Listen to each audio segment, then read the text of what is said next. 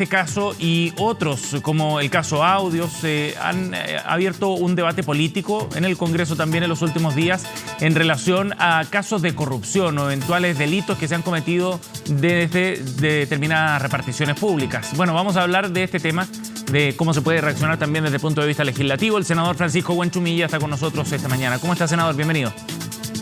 ¿Qué tal? Gusto de saludarlo, Sebastián. Buenos días. Buenos días. Senador, bueno, este tema es bien relevante, por cierto, porque además ha habido varias investigaciones en frentes distintos y antecedentes que se han hecho públicos las últimas 2 semanas que muestran esto como un asunto preocupante, ¿no? Evidentemente, por el nivel de denuncia de los casos, por la gravedad de los hechos que se denuncian también. ¿Qué se puede hacer desde el punto de vista legislativo, senador, para poder enfrentar esta situación? Mire, en materia legislativa, todos los delitos de malversación de caudales públicos, cohecho, soborno, fueron puestos al día mediante una ley que se publicó en el año 2018. De tal manera que el Código Penal contiene normas nuevas sobre la materia, se subieron las penas y por lo tanto, desde el punto de vista del derecho penal, existe una legislación. Uh-huh. Por otro lado, este año dictamos una ley sobre delitos económicos para las grandes empresas y las personas jurídicas, de tal manera que yo creo que el problema no está por la legislación penal, porque le vuelvo a insistir que el año 2018 y el año pasado nosotros, despachamos el proyecto de ley que colocaron al Código Penal al día en materia de fraude y malversación de fondos públicos. Uh-huh. Tal vez el problema puede ser por un control interno, porque los municipios, en el caso de Algarrobo, los municipios tienen una división de control interno para fiscalizar el uso de los recursos del municipio, y además el propio Consejo Municipal tiene la facultad de fiscalizar al alcalde, sin perjuicio también de la facultad que tiene la Contraloría para hacer las investigaciones pertinentes. Entonces, en la arquitectura jurídica está, habría que buscar por otro lado qué es lo que pasa, que sin embargo se producen este tipo de situaciones. Claro, y es cierto que a veces uno, en el debate incluso se puede tender rápidamente a la propuesta de leyes para resolver problemas que quizás tienen otro trasfondo, ¿no? Y raíces mucho más profundas. Pero hay datos también, senador, desde el punto de vista de la percepción ciudadana que conocimos esta semana en la encuesta CEP, que quizás agregan un poco más de presión para ver cómo abordar este tema. Porque ante la pregunta en la encuesta CEP, si es que usted cree que en comparación con 5 años atrás el nivel de corrupción en Chile es mayor o menor, el 59% dice que es mucho o algo mayor. O sea, hay una sensación creciente también de la ciudadanía, y eso es muy peligroso, de un aumento de los niveles de corrupción. ¿Cómo se enfrenta entonces ese escenario, senador? Ya no necesariamente desde las leyes, pero bueno, ¿cómo enfrentar un escenario que puede horadar bases bien fundamentales de la convivencia democrática al final? Mire, años atrás se estableció el Consejo para la Transparencia, que también tiene que ver con estas materias. Se estableció la alta dirección pública para la elección de los altos directivos del Estado. Se legisló también sobre las platas políticas. Uh-huh. Yo creo que lo que está pendiente probablemente debe ser una mayor legislación respecto de los fondos descentralizados que tienen los municipios y que tienen los gobiernos regionales. Hoy día, en la ley de presupuesto, hay muchas normas nuevas que esperamos que se aprueben definitivamente cuando salga la ley de presupuesto. Yo espero el próximo martes. Se tienen normas también sobre la materia, uh-huh. Pero a lo mejor habría que buscar y estudiar la posibilidad de, como se hizo con la administración central, se pudiera también legislar específicamente para los municipios y para los gobiernos regionales normas respecto de la probidad, de la transparencia, sí, más específicas respecto al uso de los recursos públicos. Sí, y en ese sentido, ¿qué cree usted que se debería hacer respecto a ese tema, al manejo a nivel municipal? ¿Son mayores controles internos, más facultad para Contraloría? Porque a nivel municipal, según datos de la Fundación América Transparente, hay 52% de las comunas que están con una investigación en curso por eventuales delitos. Mire, yo fui alcalde en su momento, en el año 2004 al 2008, uh-huh. Y efectivamente el alcalde tiene un amplio margen de facultades, por ejemplo, en todo lo que es las licitaciones, en las bases, como para entregar licitaciones a las distintas inversiones que hacen los municipios. Ujú. Tal vez el Consejo Municipal podría fortalecerse su injerencia en todas las inversiones. Y lo mismo pasa con el gobierno regional. Yo también fui intendente, conozco el tema, y en consecuencia creo que ahí hay un margen para poder tener una legislación un poquito más restrictiva y una mayor fiscalización en el uso de estos recursos que son muy importantes con los 340 y tantos municipios que hay, y también con los recursos que maneja el gobernador, en este caso, conjuntamente con el Consejo Regional. Creo que ahí hay un margen para hacer probablemente una legislación un poquito más estricta en materia de control sobre todo de las inversiones, de las bases de licitación y de la adjudicación de distintos proyectos que tienen que ver con las funciones de ambas instancias. Uh-huh. Senador, pero a su juicio, ¿usted cree que hay también un problema quizás cultural, que es mucho más difícil de detectar, es mucho más difícil de resolver probablemente también? Pero ¿usted siente que hay algo de eso también, considerando que se han reportado casos de este tipo a distintos niveles, en distintas reparticiones, en el ámbito público y privado también? El caso audio, bueno, conviene un poco de los dos mundos. Entonces, ¿cómo ve usted ese punto? Efectivamente, tal como usted dice, hay un tema que ya no es un tema penal, sino que más bien un tema sociológico o de psicología criminal. Uh-huh. Porque la pregunta es, por ejemplo, con el crimen organizado. ¿De qué se trata eso? Bueno, se trata de un grupo de gente que no tiene ninguna relación ni esperanza con la sociedad y que se organiza para atentar contra la sociedad. Uh-huh. En el caso por ejemplo, de los audios, bueno, estamos frente a personas de un gran nivel económico y cultural y que, sin embargo, la ambición, cuando pasan instrumentos financieros, mucho dinero por sus manos, yo creo que hay un tema ya de ambición desmedida respecto de utilizar las oportunidades que le da esa posibilidad de ganar más plata mediante, digamos, torcerle la mano, ¿no es cierto?, a la legislación. Y en el caso también de los municipios y de los gobiernos regionales, es probable que exista también una cuestión cultural, sociológico, de creerse el cuento de ser el rey de la comuna o el rey de la región, porque efectivamente el alcalde es la primera autoridad, el primer ciudadano de la comuna. Claro. Él no tiene un jefe, no depende ni del intendente, ni de los parlamentarios, ni del gobierno central, ni de la Cámara de Diputados para ser fiscalizado.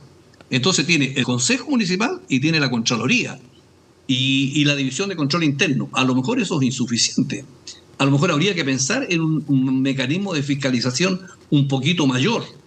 Entonces son cuestiones de sociología criminal, creo yo, más que de legislación penal, porque ahora, delitos existen. Ahora, en el caso del municipal se genera también cierta tensión, me imagino yo, entre los niveles de autonomía que quieren tener los municipios, que requieren para poder llevar adelante sus trabajos, con la necesaria fiscalización también, que puede provenir eventualmente de algún tipo de gobierno central. Es que la descentralización tiene que ser institucional. Uh-huh. No se trata de descentralizar para que creemos 340 y tantos reyesuelos en cada una de las comunas. Los alcaldes son muy importantes, les vuelvo a repetir que yo fui alcalde y por lo tanto comprendo perfectamente el rol que cumplen.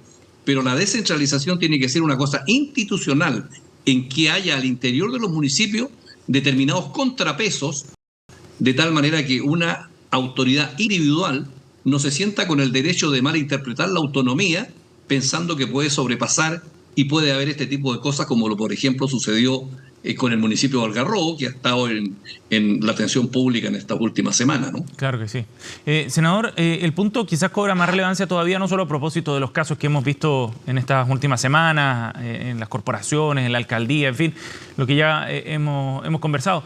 Pero si uno piensa hacia el futuro, los recursos a nivel municipal también van a ir aumentando. Por ejemplo, el royalty, del royalty minero que fue aprobado por el esquema que tiene, va a permitir que lleguen más recursos todavía a los municipios. Y en buena hora que así sea, pero eso va a ser quizás más exigente todavía el escenario desde el punto de vista de la probidad. Mire, aquí tenemos que compatibilizar la necesaria descentralización y autonomía que permita agilidad en los procedimientos y no una burocracia pesada que simplemente te impida hacer las cosas bien, con el necesario control que tienen que tener las personas que manejan fondos públicos. A lo mejor está pendiente una mirada bajo ese punto de vista, y creo que es muy importante lo que puede hacer la Contraloría y lo que puede hacer el Ministerio de Hacienda a través de la Dirección de Presupuesto, para los efectos de ir afinando la puntería de cómo compatibilizamos autonomía con responsabilidad fiscal, con responsabilidad en el uso de los recursos públicos, con las bases de licitación, con la ley de compras públicas respecto de la adjudicación de los proyectos, y cómo juega la autoridad del alcalde o del gobernador con los consejeros regionales, que también es otro cuerpo donde se forman determinadas facciones, grupos, que pueden interactuar con el alcalde o con el gobernador, y la idea es que evitemos que se pongan de acuerdo para que darle una legalidad formal a algo que no está bien. Creo que ahí hay un tema, a mi juicio, pendiente. Ajá. Senador, y en el caso de los municipios, por ejemplo, ¿el funcionamiento de las corporaciones debe cambiar también? Las corporaciones son necesarias porque permiten una mayor agilidad, por ejemplo, en corporaciones dedicadas a la cultura, donde se trabaja muy bien con el sector privado y con la sociedad civil. Por ejemplo, las corporaciones dedicadas al deporte. Yo creo que es un buen mecanismo. La experiencia que yo tengo es que eso le permite tener un brazo con menos complicaciones y con montos más acotados, porque son proyectos específicos. Y yo por lo menos tengo una buena experiencia respecto de eso. No tuve la oportunidad de ver lo que son las corporaciones municipales, donde el problema educacional tiene otro tipo de aristas. Pero lo que por lo menos yo, la experiencia mía, es que las corporaciones le permiten, digamos, un cuento distinto, de mayor agilidad en el cumplimiento de las metas, ¿no? De acuerdo. Senador, por último, entiendo que este lunes ustedes en la Comisión de Constitución del Senado van a revisar ahí algunos proyectos para lidiar con este tema, ¿no? ¿Ve viable que surja alguna agenda legislativa en torno a este asunto? Es que se trata de proyectos presentados por parlamentarios, no por el Ejecutivo, y la duda nos surgió en la mesa del Senado respecto de si son o no admisibles estos proyectos que reforman la Constitución y que tienen que ver con cuestiones estructurales y de iniciativa exclusiva del presidente de la República. Entonces, se pidió un informe a la Comisión de Constitución, vamos a estudiar eso, hasta dónde es posible que parlamentarios puedan tener iniciativa en materia de reforma constitucional en virtud de ciertas normas no muy claras que existe, digamos concretamente en el artículo 127 de la Constitución. A saber a qué trámite está sometida una reforma constitucional, si se le aplica o no las restricciones que existen para las leyes en cuanto a iniciativas exclusivas del presidente de la República, y en concreto al artículo 65 de la Constitución. Ese informe tenemos que hacerlo en el curso de la semana para ver si estas reformas constitucionales presentadas por parlamentarios tienen o no viabilidad dentro del mecanismo de tramitación de las reformas constitucionales, en este caso en el Senado. Ajá. Senador, queríamos preguntarle también y aprovechar estos minutos de conversación sobre otro tema para abordar el plebiscito del próximo 17 de diciembre y en particular la definición que hizo esta semana el expresidente Eduardo Frei. En una declaración él se inclina por el a favor. ¿Qué le parece primero la opción que adopta el expresidente, pero también la forma en la que lo hace pensando en que la DC había optado por un camino distinto? Yo he señalado que no estoy de acuerdo con la decisión del expresidente Frei. Creo que las razones que da él ameritan para que la conclusión fuera diferente. Porque la vez pasada, en el primer plebiscito, dio razones parecidas y votó en contra. Ahora da razones semejantes y vota a favor. Entonces creo que no es congruente con el informe de los profesores de Derecho Constitucional que en la democracia cristiana facilitaron el que se pronunciara completamente en contra de este plebiscito. Me refiero a profesores de Derecho Constitucional demócrata cristiano. De tal manera que no estoy de acuerdo, aunque los expresidentes tienen un cierto margen mayor que el común de los militantes. El hecho de haber ejercido la jefatura de Estado los convierten en personajes que la historia tendrá que juzgar los actos que han hecho durante su mandato y posteriormente una vez que son expresidentes. Ujú. Y en ese sentido, dado ese estatus, digamos, como expresidente, ¿usted no cree necesario entonces que pase al Tribunal Supremo el exmandatario? Yo creo que sería rebajar el nivel del debate, entrar en una polémica con una persona que fue presidente de la República, porque tenemos una discrepancia, de tal manera que yo ahí tengo una visión un poquito más suave de las relaciones, porque creo que lo importante aquí es lo central, lo que va a pasar el 17 de diciembre y no embarcarnos en una polémica menor que no conduce a ninguna parte. Simplemente aquí el llamado que nosotros hacemos es votar en contra de ese proyecto. Bien. Senador Huanchumilla, muy amable. Gracias por su tiempo. Gusto saludarlo. Buenos días. Buenos días.